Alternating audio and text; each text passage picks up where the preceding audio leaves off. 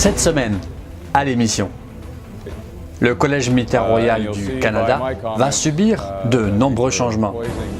L'opération Impact pour lutter contre le groupe État islamique est prolongée de 3 petits mois de plus.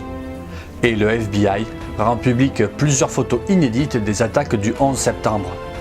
Bienvenue dans la revue.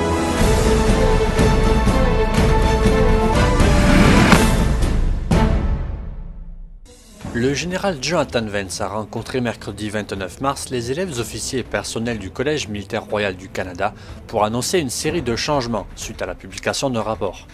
Alors que le CMRC fait face à une série de suicides, d'inconduites sexuelles, de stress du personnel et des élèves et des problèmes liés à l'infrastructure, un rapport a été demandé l'été dernier pour lever le voile et formuler des recommandations.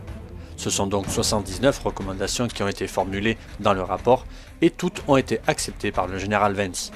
Les changements promis vont de l'ajout d'employés en passant par des investissements dans de nombreux bâtiments vétustes, une nouvelle politique vestimentaire, une réforme du programme de formation en leadership et un transfert de la responsabilité des collèges militaires royaux directement au chef d'état-major de la défense. Les changements devraient être pour la plupart appliqués avant la rentrée prochaine. Plusieurs employés de l'aéroport de Montréal ont vu leur badge d'accès aux zones sécurisées retiré puisqu'ils ont montré des signes évidents de sympathie pour le groupe État islamique et faisaient craindre d'avoir des radicalisés avec un accès à des zones sensibles d'un aéroport. Aéroport de Montréal a cependant rassuré en expliquant les procédures en vigueur et que des vérifications ont lieu à tous les jours. L'ombre de Moscou plane sur les présidentielles françaises de fin avril, début mai.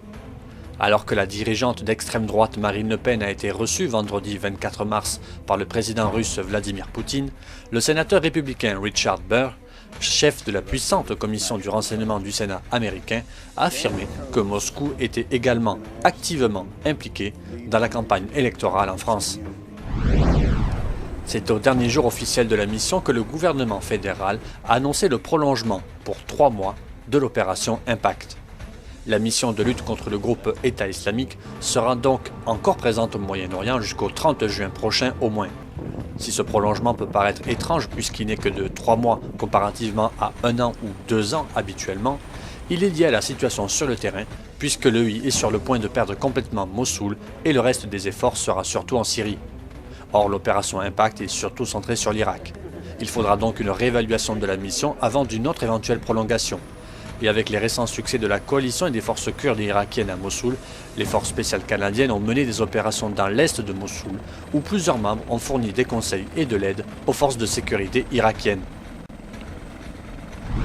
En visitant un camp de déplacés en Irak, le secrétaire général de l'ONU, Antonio Guterres, a déploré la faiblesse des ressources pour aider les centaines de milliers d'habitants de Mossoul affectés par la bataille contre les djihadistes. Le programme d'aide ne serait financé qu'à hauteur de 8%.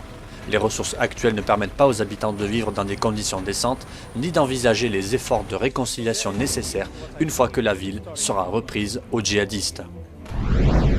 La Turquie a annoncé mercredi 29 la fin de son opération militaire dans le nord de la Syrie, bouclier de l'Euphrate, sans préciser si elle allait en retirer ses troupes et n'excluant pas d'autres campagnes en Syrie. Lancé en août dernier, bouclier de l'Euphrate visait à la fois le groupe État islamique, mais également les forces démocratiques syriennes dominées par les Kurdes, qu'Ankara considère comme étant des terroristes.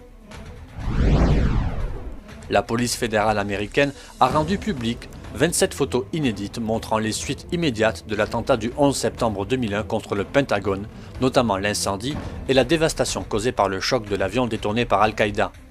Ces images publiées par le FBI montrent aussi des débris provenant de l'appareil assurant le vol 77 d'American Airlines qui s'était écrasé sur le flanc ouest de l'édifice géant. Les photographies émanent d'un service administratif du FBI qui archive les documents rendus publics en vertu de la loi sur la liberté d'information. L'attentat du Pentagone avait fait 184 morts dont 125 qui se trouvaient au sol. En tout, les attentats du 11 septembre ont fait près de 3000 morts, principalement dans l'effondrement des tours du World Trade Center à New York.